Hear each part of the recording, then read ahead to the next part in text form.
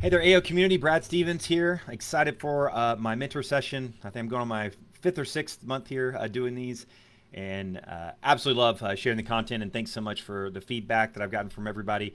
I try and do these in a way to give you very practical examples, takeaways, resources, tools to really have an impact, immediately for you. So, brief background: I've been a lifetime entrepreneur for 20 years. I'm based out of Atlanta, Georgia. Had a number of different companies, built product-based businesses, service-based businesses over the last 20 years.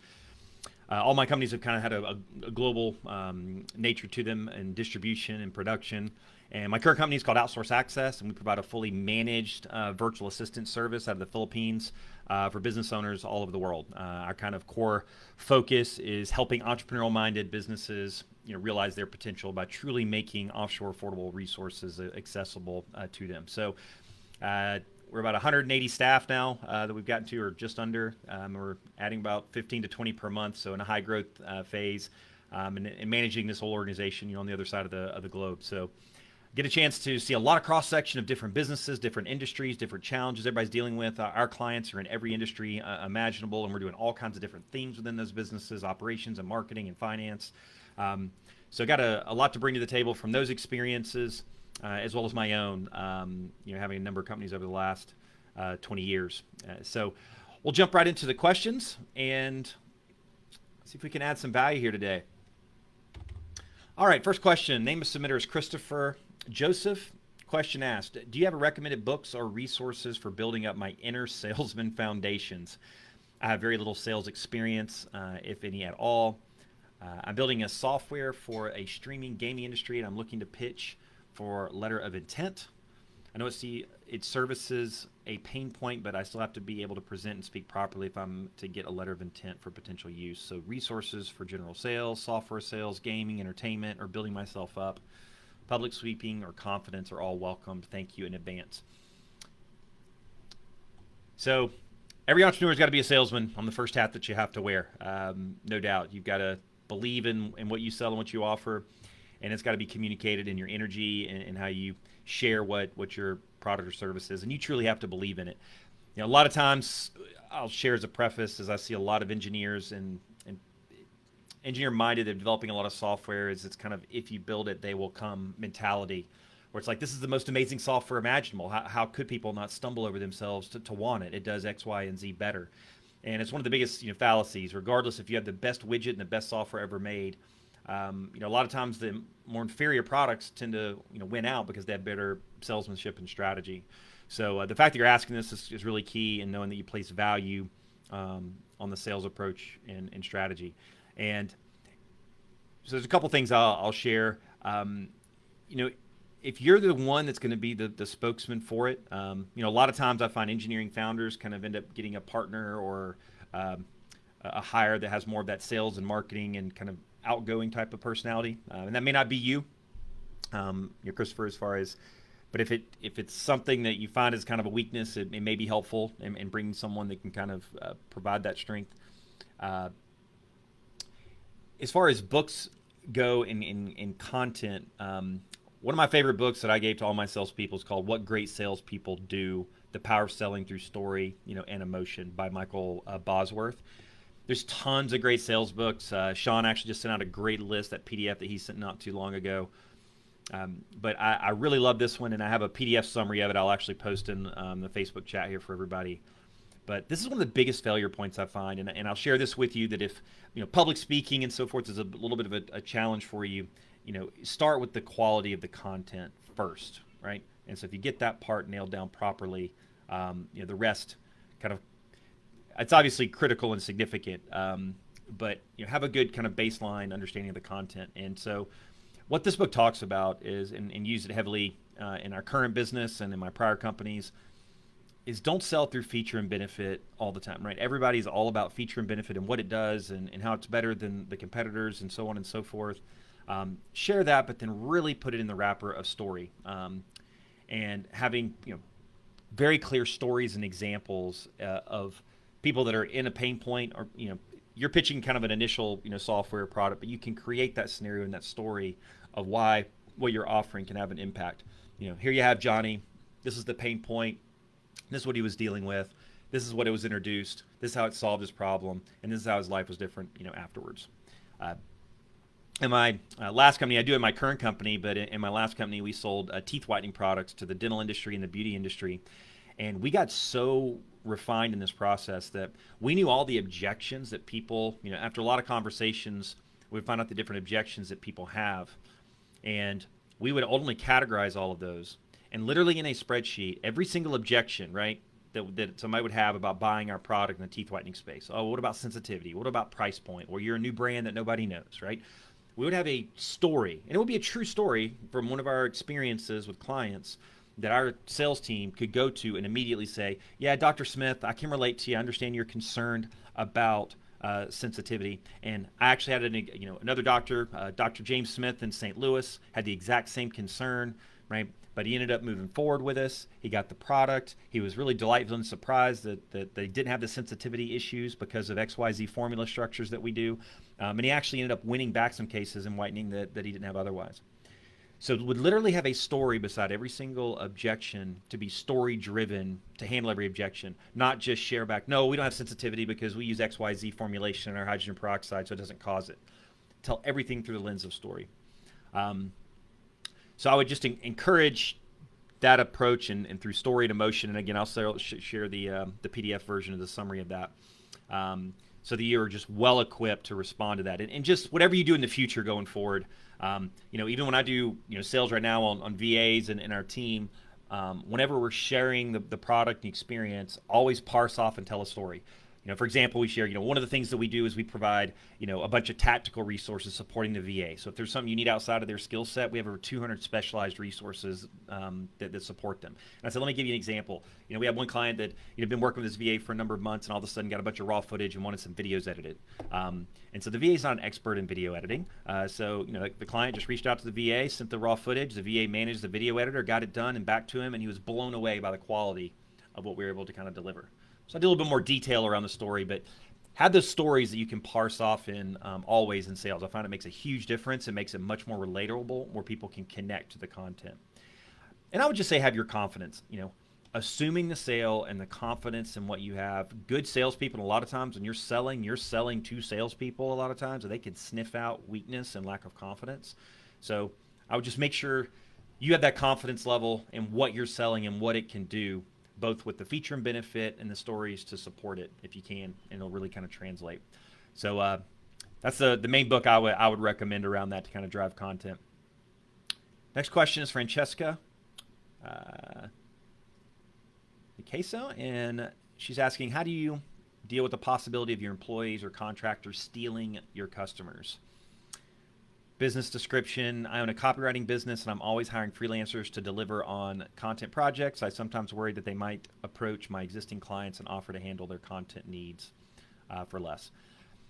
So in our business, we kind of crossed this path and have navigated it. And so what I would share is two things. One thing that we do in our business and bringing on VAs, there's obviously people that come to work with us in our company. We provide a managed service. They can go and get their own clients, right? They can go on online jobs. They could go to Fiverr. They could go to Upwork and post and get their own, find other people that want to hire them to do work, and pay them directly. And in some cases, they could make more money in some cases that way. And there's benefits, to that. And then working with us is a different experience because we bring them on and we kind of really treat them more like a full-time, staff relationship and provide a bunch of additional benefits. With a steady flow of clients, we provide a culture, we provide infrastructure. We're very committed to their personal growth and so forth. And this may be kind of like what you offer comparatively. So I would say part of this starts at the very beginning when you bring someone on and say, look, this is what our company's about. This is what we do, right? This is the path you can take, right? And if you're interested in going and getting your own clients, and yes, maybe you could make some additional money and so forth, and that's what that looks like, let's just be real clear up front.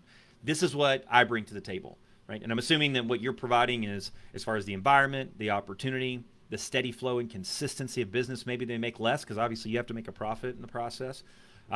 But you're providing a consistent, kind of experience. So I would just be extremely overt about that, very, very clear up front. And then secondly, in the agreement that you sign with them, a contractor agreement, is I would have that included and incorporated in it. We have something very clear in ours that, a non-solicitation. We spend a lot of time and dollars and effort to get clients and bring them in the door. I mean, myself traveling all over the world and speaking and all the stuff that goes in. And a lot of times the individual staff sometimes doesn't understand or appreciate the infrastructure that's put in place and understand that, there's a lot of additional costs aside from what you just pay them to grow and build the business.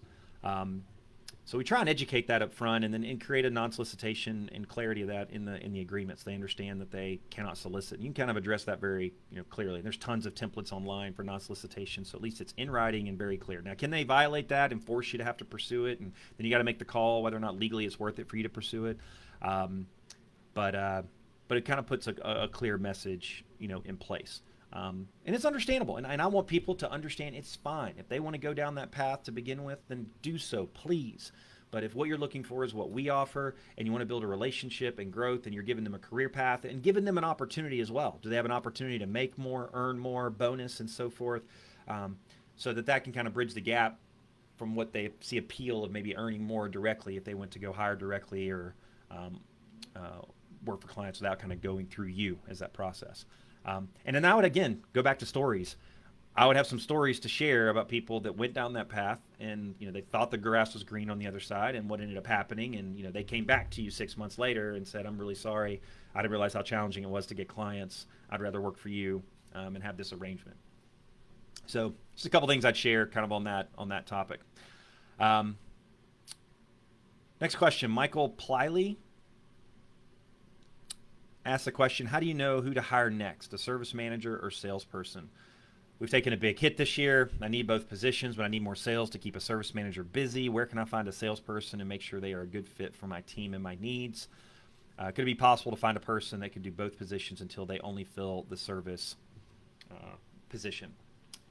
Yeah, I mean, sales cures all. When it comes to entrepreneurship and selling, particularly in the time that we're in my opinion, sales always kind of has to come first and be a top priority. You've got to get dollars in the door, and that's got to be the focus. Now, you don't compromise quality in the delivery, right? And so, as you said in there, you've got you need more sales to keep a service manager, busy.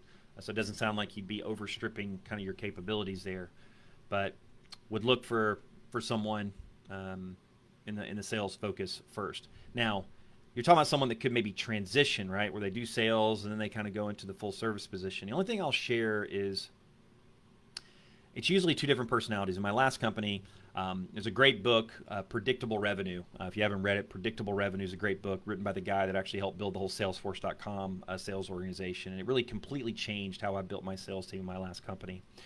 And having the hunters, those that are closing deals, getting initial deals versus kind of the nurturers, right? And I found it's just very, very different, personalities. Now, the person that's the hunter that's closing new deals and bringing new deals in the door and so forth, they don't have the patience to hold hands and nurture and so forth. You want that person focused on closing deals, initial relationship, and then moving on to the next one and getting deals in the door, right? And then the person that's more the nurturer, and I'm making some assumptions about this service manager type of role you're talking about, but I had a similar one in my last business in the teeth whitening where we had people that focused on closing deals and getting dentists and spas and salons in the door and buying our products. And then we had the account managers, the service managers, who were then there to service, support. Now, they still had a sales capability to them, right? And they got bonus on expanding that account. But their focus was more on the nurture side and land and expand and nurture. So I would say it's probably easier to find someone that can kind of go from the closing deals to kind of being a nurturer. But just kind of ask those questions ahead of time as you're going into it if you're going to look at someone shitting into that position. But ultimately, going forward, it's going to be two different people I've found personality-wise. And what I learned in that Predictable Revenue book is just you got to have that person that's hungry, what they are excited about, and they don't want to nurture. And the nurturers, they don't want to have to go and close new deals and have a quota every single week of new stuff that they're having to bring in the door. So that's kind of a feedback on the approach I'd take. Other thing I would say is just highly, highly vet when you're bringing salespeople in to the extent that you can. A lot of people can talk a good game. But really just dig deeper into who they are. Highly recommend doing, one of the personality profile assessments. If you haven't done one, doing one yourself and making that a part. I mean, we use DISC. You can use Colby. You can use Enneagram. You can use Predictive Index. People have different philosophies on a bunch of different ones that are out there. We use the DISC and the Colby is one that we've used, and we're actually starting to look at Enneagram. But Predictive Index is another really good one that I actually just took as part of a speaker that I saw. But having some kind of like an index to figure out where are their strengths and weaknesses is just invaluable. And that's one thing we do with like all of our VAs. We have them go through a very specific assessment process. We have clarity because questions can only get you so far sometimes on how they answer them. And just ask things too. I mean, particularly with salespeople, when you ask at the beginning, how are things, getting to the interview today? If you're doing it in person, right? Or how are things going with COVID-19? And just find out, are they a positive, optimistic person, or is something always wrong? Right. That's one tip a person gave me a while back ago in that initial interview questions before you get into the real meat of it is just see how do they approach life? How do they think about things? Are they half full? Are they half empty? Because salespeople that are always making excuses nonstop are always going to be a challenge. Having them present and pitch to you of how they would pitch your service, have them look at your website, have them take the information that's available and make that a part of what they need to expect to pin doing that interview.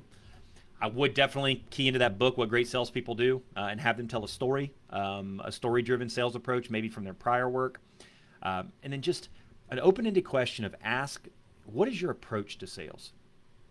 And just leave it open-ended and just see how do they think about that? Do they focus purely as about feature and benefit and product, or do they talk about the relationship side and getting to know and understand the customer and who they are? It really kind of give you some insights on who's going to be a better fit for that. So just some additional insights as you kind of go down that path and from a hiring standpoint. All right, next person, Eric Blandino. Eric actually spoke to him not too long ago. Question he asked, I love the idea of doing something fun with our team for 2 hours during work time once a month in the form of leadership games, escape rooms. Is this something to be done monthly, bi-monthly, or quarterly? And business description, we're a rat exclusion service company, and our techs mostly work in the field independently. There are times we work together in a larger project. I'm asking this question because I want the techs to learn, bond, and have fun, but do not lose the lessons that are being discovered and how to work with each other by the games, if too frequent or not. So Eric, I guess part of the question, as you said, and you noted there in the description a little bit, is what is the motivation for doing it? Are you doing it for bonding? With the team, for them to kind of know and to connect one another, or is also part of the motivation for them to show that you care about their development and growth, because it kind of can drive a little bit on how you structure, and I'll kind of speak to both of those angles, because I'm assuming those are probably both elements you're trying to ultimately pursue, because this is something that we're fanatical about in our company. Particularly in the Philippines, and the culture there is traditionally people don't, they aren't paying people properly. They don't treat them well. They don't care about their personal growth and development. They have this super hierarchical, power trip situation with leaders and kind of the frontline staff. And so, it's something we have to be super, super, intentional about. So on one thing I would say that if part of your goal is sharing that you care about them and kind of what, from a culture standpoint and kind of retention, is I'd share, and we actually had an EOS implementer, if you guys are familiar with the Entrepreneurial Operating System. I'm a big fan of it. We actually just rolled it out to our whole team in the Philippines. We had a speaker come in our forum for an organization I'm in, and she shared the survey results of talking to tons and tons of employees and sharing what do they care the most about in their job. And a lot of you probably heard these before. A lot of times, it's not money, it's not the health insurance, it's not the 401k matching, and so on and so forth. 76% said it's just recognition. It's recognition for and being acknowledged for what I do, not only by their manager, but potentially even higher up than that. So something that I do, and it gives me so much energy, and I love doing as well. And maybe this is something that you do on this topic is just personal messages directly to frontline staff. I mean, we're up to 180 or close to it, staff. And I still personally send a welcome message to every single one of our VAs when they come on board. We have to do it via Skype, obviously, but I send a personal welcome message. I have kind of a banter back and forth with them after they reply back. I share with them I'm a huge fan of leadership, and so I actually share with them a summary of the 21 Irrefutable Laws of Leadership by John Maxwell. I share with them a link to it and say, hey, part of our core values is we're always about constant learning, and so I thought I'd share with you something I'm deep into that's driving how I'm helping lead our organization. We want to build leaders in our organization. Hopefully you'll find value in this. So doing those personal, you would not believe the novels that people write back to me, our staff, of just being so appreciative that I took time to recognize them and appreciate them. And then I usually spend 2 to 3 hours a week in different days. And so I have our service manager. When we get great feedback from clients, when our staff have done a great job, our VAs have done a great job, and they've gotten recognition, they share screenshots. We have a Google Doc set up. She posts them. And then I go and write personal messages to each of them, frontline, from the CEO of a 180-person organization down to the frontline staff, and saying, hey, Jane, I just want to share, your manager shared with me XYZ, and recognize it, and just want to say what a fantastic job that you're doing, and really appreciate what you're doing for the company. And do that consistently. And just the impact it makes. It gives me energy because I get to hear from even at the frontline level the impact and hear their feedback on it and seeing how they're doing and the impact they're making with our clients, which is exciting. But it's just the bond and connection, and it's bridging that gap in that hierarchy of connection. It just makes such a big difference. I got that partly from, I mentioned this before, Frank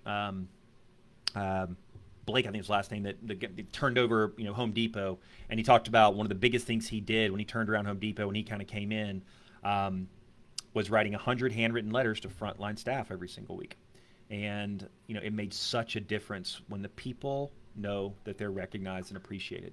And studies have shown this for years, but so many owners still just don't do that. So anyhow, it's part of it sounds like you're focused on building culture and engagement within the organization, but that has been just a very powerful thing that I do, that people know and recognize at a frontline level. I have a friend of mine that's an entrepreneur and has a service-based business, and he's got a plaque that he started giving to employees just to recognize how many years they've been with the company. And for him, he didn't really realize the impact. His staff told him it'd be a good idea to do. He actually got a picture from one of his staff, and it's literally the first thing you see when you walk into that man's home is a plaque of how many years they've been with the company. He just had no idea how much pride that they take in it. So as entrepreneurs and the owners, we have to kind of look at through the lens of how we see and the impact, and then how our staff can kind of see it, if we're in their shoes from that perspective. So hopefully that's kind of a helpful thinking about it. As far as team building, additional kind of team building sort of initiatives, depending on how frequent or often the team's getting together, but monthly typically is kind of a good time frame with our staff. We do I think 1 or 2 happy hours, virtual happy hours per month, and I'll have to check as far as how our team's doing it now, but we were actually doing a daily kind of game quiz. I'll tell you, little quizzes sometimes, and having your teams compete one another. So if you had all your team and you kind of post it out, and I can't remember the platform, I'll post it in the link, and you just have a little daily quiz, and everybody gets a quick cash bonus on whoever kind of offered the best or the right answer for it the quickest, and you send it out via text message to all your texts, right? Or maybe it can even be an answer related to training and their service of what they do at Rat Exclusion Services. It's just little things like that creates competition, engagement, even a little bit of cash spiff in the process that can be really helpful. So sometimes even doing little daily things like that, in addition to kind of the larger get-togethers, can be impactful. Next question is from Aniza. Aniza Fajardo. And question was, what software can help create a survey, and what good ways can I try to market if I don't have a big email listing? Or can I use the survey to help grow my email list? Business description: my business is a financial firm where I'm customizing a program that will help millennials get organized with their finances, get out of debt, and start growing their asset column. I'd like to conduct a survey to collect data to use as marketing content, but also use as a market fit knowledge. Great idea, and I'm always about survey first. So many times when we're trying to come up with ideas, we sort of try to do it in our own head, or maybe with just a couple of our managers and so forth, and just forget to just ask the customer, right? They will tell you what they want and what they need. So I love that you're thinking in that direction. And survey-driven approach is a great strategy in 2 different ways, and I'll share a personal example of how we use it in one of my last companies as well. As far as software to actually execute the survey, I mean, you're obviously very familiar with SurveyMonkey, I'm sure. That's a great one. We use that a ton in our business, and also in this EO organization I'm president of. We just survey our members and kind of get feedback on things. Another one is Google Forms. And a lot of people, if you're not familiar with, I mean, a lot of people use Google Docs and the Google spreadsheets, but Google, as part of their suite, has Google Forms, and it lets you create an online survey. And when people complete it, it actually fills out a Google spreadsheet on the back end, so it automatically dumps your content. And you can have people, upload content, upload videos, all the different question type scenarios. So we've actually started using Google Forms a lot more. Actually, like within our business, when people want to get a VA, we have them take a discovery assessment initially to kind of check boxes and figure out what their needs are. We use a Google form, and then we use that and it kind of drives into a spreadsheet to get content. So in terms of just the technical functionality, use one of those. And the other thing I'd recommend too is on the survey is do a quick video if you can at the top. Keep it like 20 seconds or less. But particularly if you're going after the millennial market and so forth, they're very video driven. And like with Google Forms, it lets you actually embed a video right at the top of the survey.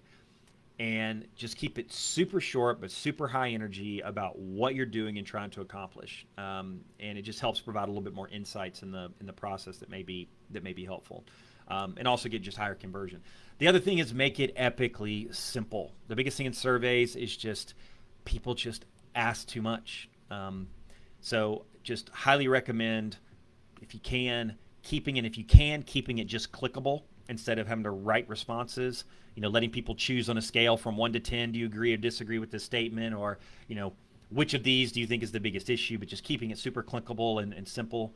I know this kind of goes without saying, but it's amazing how many people, and even large corporations, Bank of America the other day, they sent me a survey to give them feedback on something, and I was willing to do it. I want to give companies feedback. But by the time I'm on the second page, I'm like, who in the world created this thing? They do not have the customer in mind.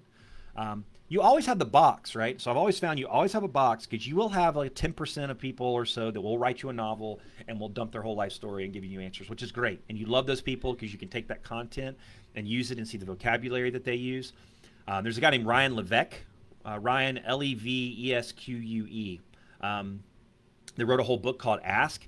And he has a whole software platform, another one that's a survey-driven strategy. And his whole model and business model is about asking questions and how do you ask questions, do a deep dive survey, and then use those responses to kind of get the output. I got halfway through the book, didn't finish it, but it's a great book. It's short, small, but we check it out. It's called Ask. It's a book, Ryan Levesque. You can search him, and kind of gives you a lot of strategy on how to ask questions. But part of what he talks about is that 10% that you do get that will write a novel, is you look at the exact words and vocabulary that they use in describing their challenges and their problem, and you use those exact words in your marketing copy going forward, to your point, right? Using it as a way to do assessment. So it's a great way to get intel, but also figure out the vocabulary of how they're communicating about their market. So to share a specific example of how I did something similar to this, which I agree on too, is in the dental market, in the whitening space, we wanted to find out how people were using teeth whitening to grow and build their practices. And so we did a big survey out to all of our customer base and told them that if they provided an answer for us, then we would then publish an entire report that we would send out to everybody, sharing what everybody's best practices were. And it was a project that was really effective for us by doing that, assembling it, getting everybody to kind of share what their feedback was.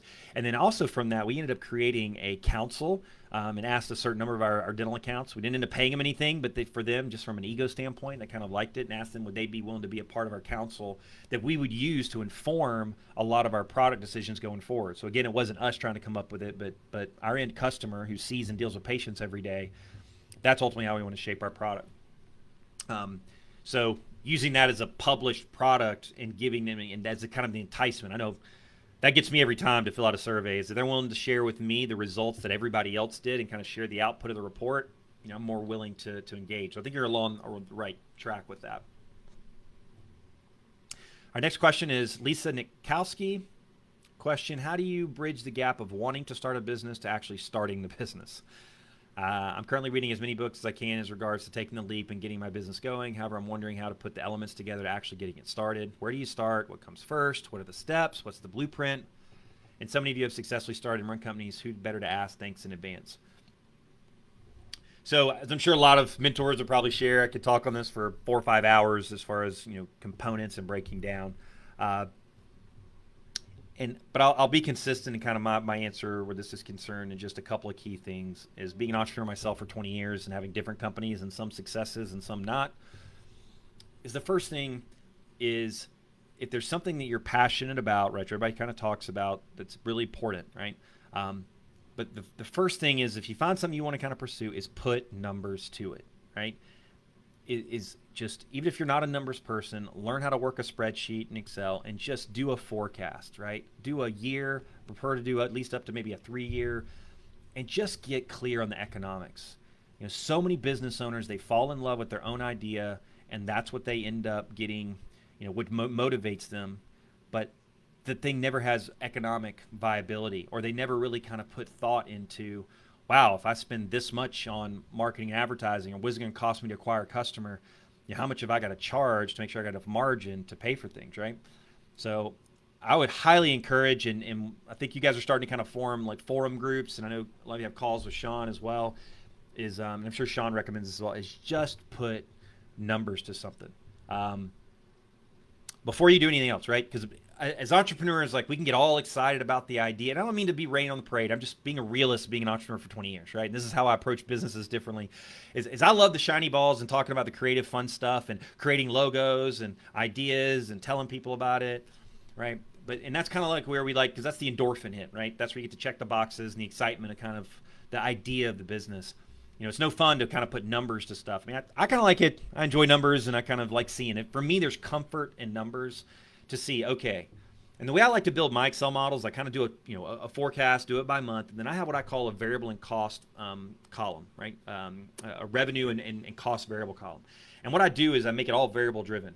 So I put my revenue, right? Then I put my variable expense, okay? So whatever my revenue is, and then what is my variable expense? What is the cost of that product or that good, okay? And if you're a pure service business, then you got more just fixed expense to see what my gross profit is. So if I'm going to sell, widgets, if I'm selling wagons, okay, then my cost of goods sold, and again, a lot of you know what this is, but just kind of reiterating, but I'm amazed at how many entrepreneurs, actually ones that have been in business a long time, that still don't break out their P&Ls this way. But what's the revenue? What's the cost of goods sold? Right? And what's my gross profit? And then what's the minimum fixed expense? Your fixed expense, obviously, your salaries, any other, office space or, equipment you may be having to like amortize or finance, to then see what your net profit is. And then over on the left, create, a revenue variable, right? And put in different price points for your product, right? So if you change it from $12 to $15, have it wire in the formula to ripple out and see what does that look like. Have variables for your costs, right? What if your costs end up being, 5%, 10%, put that in. Right? And then for your marketing budget for cost acquisition, put in 5, 10, 15, 20%. See what you can sustain and let it forecast and see what the bottom line is. And then I highly recommend doing a cumulative number of what does cash add up to, or what does it kind of create in deficit. So if you forecast that out and also get real, if you're serious about the business and want to move forward, what does that 12-month forecast kind of look like? When does it start throwing off positive cash, right? And so how much am I going to need to kind of get to that place? And I just encourage people to face that frog. Eat the frog is kind of, as they call a lot of time, facing the challenging thing. Do that up front, early in the game. And because as much as you are in love with a concept, right, a lot of red ink will kind of make you fall out in love pretty quickly. Ideally, we all want to have that special intersection where you got something you're super passionate about, right, and makes money. And so put the numbers to it as part of that process to commit. So that's the very first step that I would do. And I could spend another hour talking about all the marketing and so on and so forth, but identifying kind of the metrics and then just being real. Is there a viable product outside of your friends and family, as a lot of people talk about? Get that, again, I'm probably a broken record here, but that's why it's a broken record, because it's what people should do. And what you'll hear from a lot of mentors is just get a viable product, get assessments out there so that people can test, evaluate, and outside of your friends and family, and find out, do people want the product? And is there a market? And is there a scalable market and growth? Is it, what they call red water, bloody water, when there's tons of competition, or do you really have a unique niche and opportunity? And just, you can do that. And, that's one thing I love about like outsourcing and VAs. And I'm working on Sean doing a whole presentation to share all of you tons of case studies and examples that lets you fail fast and cheap. It allows you to spin up a logo and a website for a couple $100, get something launched, get it out there. Are people going to like it? Are they engaged with it? And use that as a way to get intel to further shape the product. And constantly in the background, have your financial metrics and your forecast right there kind of in parallel. So you're able to kind of test that back and forth. But always be real with yourself with the numbers. And I know this has been mentioned before, but the E-Myth, if you haven't read it as far as a book, just anybody that's going to be an entrepreneur, you've got to get out of being in and working on the business. Map that plan for yourself as soon as possible. And there's so many people that stay as the technician and are constantly turning the crank for 2, 3, 5, 12 years and never scale. We just had a guy actually that came to our house the other day, had a business for 17 years. We got a 4-year-old and a 1-year-old, and 1-year-old gets into everything at scale. Amazing how much crap he gets into so fast. So he has a children's home proofing business. He comes in, does an audit, and kind of fixes, will come in and give you all the equipment and actually install all of the baby proofing stuff that you need. Business for 17 years and is still struggling with scale and how to grow and how to expand. He's still the technician. I was like, well, who's going to come in and actually install this stuff? You got a team and so forth. He's like, yeah, no, it's probably going to be me, doing it. Some people just don't ever make that leap. And so if you really want to grow and not own a job but own a business, plan your exit to the work on the business and the strategy side and how you're going to build into your numbers. Again, back to the finances, is how can you pay for people? You may have to take a hit, right? Your finances for a short period of time, right, to bring somebody in, but it's the only way you're going to kind of scale, and grow. So there's a lot more dimensions I could share on that, but hopefully there's some kind of key elements that'll be helpful in the process. All right, next question is Nigel Massey. How and where do I start to begin incorporating systems and processes into my massage therapy business? Background, I'm about to finish massage school and get my license soon. I'm in the process of reinventing myself and beginning a new career late in life. I want to do this one right from the ground up. I want to be automated and set everything up on virtual access. Ultimately, after I build up my reputation in the massage therapy business, I want to be managing virtual systems and processes within or about the massage therapy business. So you can't start on this soon enough. I mean, in processes and systems, again, it's one of those things kind of like doing financial forecasting, as I shared before, that's not the most exciting thing. This is the difference between entrepreneurs that are wantrepreneurs and hopepreneurs versus the actual ones that execute. And creating systems and processes is something that you just have to start doing early in the game. And a lot of you are kind of figuring out as you go, but do everything with a system and process kind of, mentality, as you're expanding and growing. And I know you guys got a great relationship with Trainual that Sean has structured as part of AO. And it is a phenomenal software that will actually help you through that process as well. It does a really good job of stepping you through and how to think through questions as you're looking at kind of mapping systems and processes kind of going forward. So frankly, that'd be a great place that I would start in getting a mindset around process and system. And I would just say, be patient, right? Just have that additional layer of patience to commit to doing the processes and the systems. And one of my favorite tools I always share on here is Screencast-O-Matic, that allows you to like quickly record your screen, your voice, and your mouse. So we use this with all of our VAs and our clients. I mean, we actually require our clients to show us that they can use this tool before we even let them kind of interview VAs. But you basically just click a button, it pops up a little dotted thing on your screen. You can record your screen, your voice, and your mouse. So if you use a tool like a Trainual, you can actually record those videos. And Trainual, I'm sure, may actually be setting up a tool where they can actually embed videos live into their process. But it allows you to quickly record processes, how to click on things, where to do things, how to enter things. If you got software systems or processes, it allows you to record it all, save the video. You can drop the link so people can watch the video when you're teaching people how to do a protocol, or a process. So I would do that to begin with. And then honestly, you're not reinventing the wheel, right? When it comes to a massage therapy business, there's elements to it that I'm sure you're going to differentiate and be unique. It'll be kind of your competitive advantage. But just lean on others in the industry. And there's tons of experts, I know, and there's tons of coaches. I mean, I know several people. There's a guy I know that's in the physical therapy industry that's an amazing physical therapist, and he has a whole online platform and coaching model, and he gives you all his templates for all his protocols and processes and tools and everything else as part of their coaching program. And a lot of these people will give it to you free if it's not something you want to pay for. So if I would just Google, massage therapy systems and processes, or massage therapy school systems and tools, you'd be amazing at people that have already invented that wheel. They know it. They've been there, and then maybe they're offering it for a low price, or even some of them for free. You can get kind of those protocols and processes. And then once you actually get going too, a way to revisit that, and if you get staff, is constantly re-ask them, where are your constraints? Because a lot of times businesses operate and people get going down the road and their staff are just doing things super inefficiently, and the owner just doesn't ever ask the question, so it just continues to be inefficient. So one of the first things we do when we work with clients is we ask them to ask their staff 2 questions. Is A, what are you doing every day that doesn't add, that you don't feel is worth the value of your time, of where you think you can contribute? And it's amazing. I've had owners that have had employees for 5-6 years that they ask that question, and that person comes back with a list of things that they never knew that they were doing. Or they said, you're spending 5 hours a month doing X?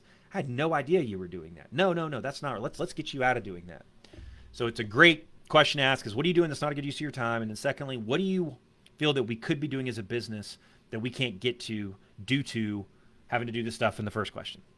And that's another one where your staff will just have a lot of insights and ideas about where can they add value and things you can be doing, but they're so constrained in doing this low level, low value kind of minutia stuff that they transition, that they can't focus on kind of the bigger picture strategic things. So anyway, I'd start with Trainual, use it as a tool, go through their tutorials. I mean, their whole platform and product is all about doing process and protocols. There's a lot that's there. And then kind of use those 2 questions as an approach as you move forward and want to revisit those processes. All right, last question is Bob Guguer. I'm saying that correctly. Question is, if you have an e-commerce website, how would the priority stack up of quality copywriting versus overall website aesthetics? Can good copywriting overcome mediocre website aesthetics, or vice versa? Business description and background. I'm looking to figure out where my priorities should be in terms of putting together knockout copywriting, or focus in on getting an appealing website. Response would weigh in. 2, on what I should outsource and what tasks should I own. And seeing kind of in your business being an ultra premium skincare product, I would say part of this question depends on what industry that you're in. Okay. If you are in like a computer programming industry, I've actually got a buddy of mine that's he has a global organization for cybersecurity experts and professionals. I would say default first to the copy and the content, right? Because those individuals, personality wise, and what they're pursuing and being a part of that organization is all about content, right? It's all about content and expertise. They don't place value in the aesthetics, okay?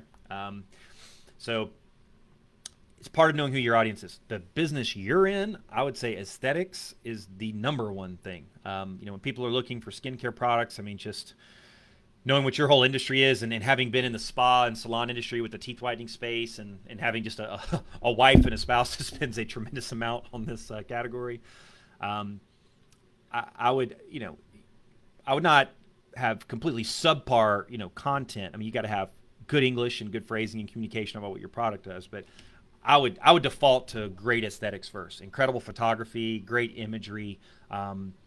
That's the first impression. I mean, you're an aesthetics skincare product, so that's got to be, in my opinion, the top priority that you got to kind of focus on, initially. There's ways to cost effectively, do that. I mean, you can outsource and get websites built all day long, very cost effectively, very high quality. You can go on Fiverr and Upwork, and you can get incredible high quality WordPress websites. And like if you go to our website, like outsourceaccess.com, like I've got a web development group that's a part of our team that we outsource that to. And then we got that initial site made for less than $500. If you go to outsourceaccess.com, you can kind of see the design and layout. And my speaker website, bradstevenstraining.com, if you go there, same thing. So you can get a really good quality. And what I'll share, I'll give you a quick tip on a WordPress template, because a lot of times you go to get developers if you were to outsource web development, and we do this with all of our clients. A really good one is called Monstroid, Monstroid 2.0. So you can go to, I'm trying to remember the platform. If you just Google Monstroid, it is a WordPress template that has the proper licensing, so you're not having to pay a premium. Now, assuming they haven't changed anything since last time we got it, take a look at the small print of it. But it's a great WordPress template. So when you go have somebody, outsource building a WordPress, they're going to say, hey, do you have a template you want us to use? So it's a great one. So you take a look at it, lets you have all kinds of different layout options you can choose from. You also got to choose one that they kind of go with. But you can get websites built. Like in our model, we have full-time VAs that work with our clients, but a lot of them want websites. We have one client that we have a full-time VA with, been working with him for over a year now, and doing all kinds of stuff, operations and marketing and so forth kind of work. But he wanted to launch a whole new business in a whole different industry and needed to build a logo, get a website built. So we have over 200 specialized tactical people that we maintain supporting our VAs. And a lot of them we found through Upwork and Fiverr. And then we just have a very rigorous vetting process. We do test tasks with them, make sure they're competent. And if they're good, we kind of add them to our roster of people we reference. And this guy actually, he got quoted locally, I don't know, $5,000 to $10,000 to get this website built. It was going to take like 6 months. And we got the whole thing out the door for him, a logo done and a website, using one of our resources for like $600.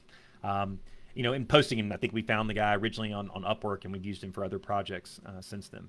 So you can get that stuff very cost effectively executed. And then photography, I would check out canstock.com. That's one that we use a lot of. I mean, you got Getty Images and so forth. And for your product, I mean, you can't skimp on quality images because that's your product and what you're doing. So you may have to pay a little bit of a premium on some of the sites that charge a little bit more, but I've been amazed. Canstockphoto.com.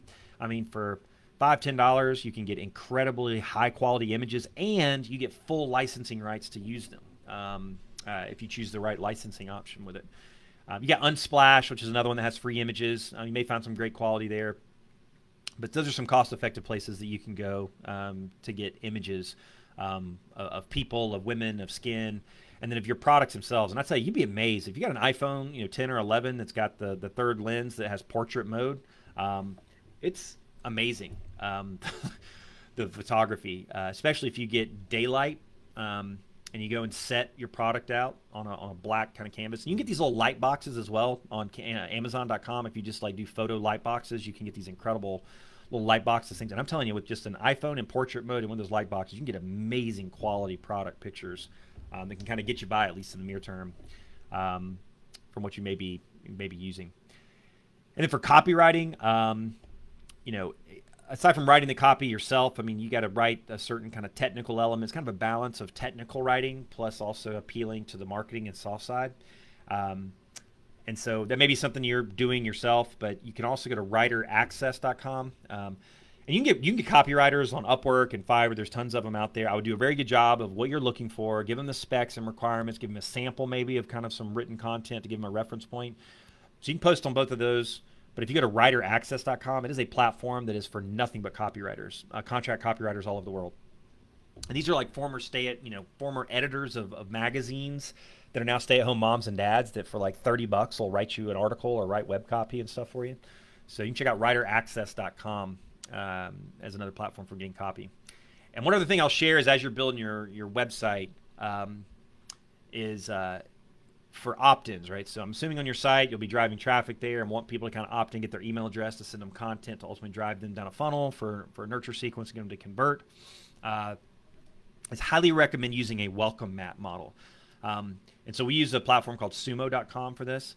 So, and this, I know it seems very nuanced, but it is a huge difference. So if you've ever gone to websites and you're there for a little bit and all of a sudden a little pop-up comes up in the middle to opt into their newsletter or whatever, and then you just we're like pre-programmed to just X out of that because we're like, against anything that pops up in my face.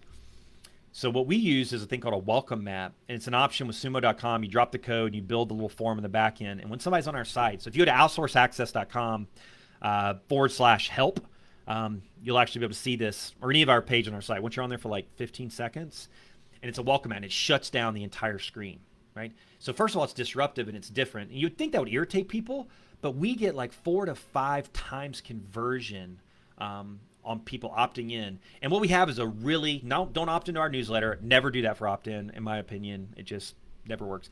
Give them something they can't refuse. So we have the small business survival guide to COVID-19, right? And so it's just got a very, very high takeaway value kind of guide. And all they got to do is put their email address in, not first name, last name, just put their email. But if they don't want it, they just hit no thanks and it rolls the thank you mat right back up. And it doesn't kind of show again to them unless they haven't been back to the site in like 30 days. But cannot recommend enough. Make it simple. You'll see on ours, like we got somebody on Fiverr to do a 3D rendering of what our ebook looks like. Even though it's not a true physical book, it looks like it on there. We got a content writer write it. If you opt in, it's a fantastic looking piece. but that gets us better conversion on opt-ins way more than anything. So first of all, have one. Don't just have your phone number or just a contact us form, which most people have. Have something, but make it a super educational. Top 5 things that women overlook in dealing with their skin, or the top 5 things most, 100 women said that they would never do again in their skin quality. People like lists, they like high takeaway value, and then you got to make it just, I got to have that, right? And make it a drop down, put their email address in, they can opt in. And then a whole other conversation is around nurture sequences. And if you go to our website, go to outsourceaccess.com/help. If you want, you can check out, you can opt in to kind of our guide. And we have a very intentional 20-part nurture sequence. And this goes back to the original question that I got asked about salesmanship. And it's all about building authority. So our first 5 emails is about building authority of ourselves in the marketplace, of why they should pay attention to us. And I provide links to my Inc. magazine articles and speaking on stage at John Maxwell's Leadership Institute and so forth. So now I've gotten credibility. Then I shift to FAQs, right? Or case studies. Then I show one case study at a time. This was John, this is the situation, this is their problem, this is how they got a VA with us, and we changed their life. So we have 5 of those, and these get dripped 2 days apart. And then we go to FAQs, and we do one FAQ at a time. Well, what about time zones? I address it, and I even shoot an individual video on each one of those FAQs. So it's a 20-part nurture sequence, but in the order of dealing with the buyer behavior, establishing authority so they'll pay attention to me, do case studies so they can relate, right? But do them very simple and one at a time, and then do each FAQ one at a time. And so those that aren't interested, they're going to opt out, and that's fine. But those that are in consideration of considering VAs and outsourcing and so forth, I'm going to earn the right to stay in their inbox until one of those finally hits the point, and now the shift turns the other way, and they're ready to move forward and convert with us. And at the bottom of every single one of those emails, regardless of education or build authority, at the bottom of every one is an opportunity for them to book a call if they want to move forward. So at some point, I will have tipped over the right domino in their mind that they want to move forward, and they're going to be ready to book a call after they go through that. If they go through that whole 20-part nurture sequence and they have not purchased, we have a long-term nurture that goes once a week that's just a neat, cool tool called our Addictive Tool series, which is just a neat tool like a dash lane or a screencast-o-matic or a Trainual. That's just a neat high takeaway value tool so we can have the right to stay in their nurture sequence long term should they want to engage with us. So I know I've shared this in the past, but it's just, I cannot impress enough. You get people to your site, capture their information, and don't lose them because so much money's lost in the warm leads that want to engage with you, and keep them on that nurture wheel, long term. It's worth the time and effort to invest in building that content.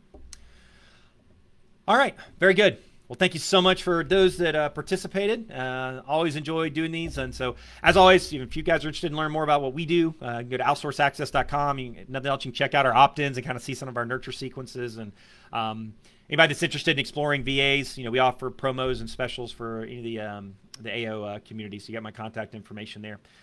Look forward to next month. We'll dive into the next set of questions. Take care.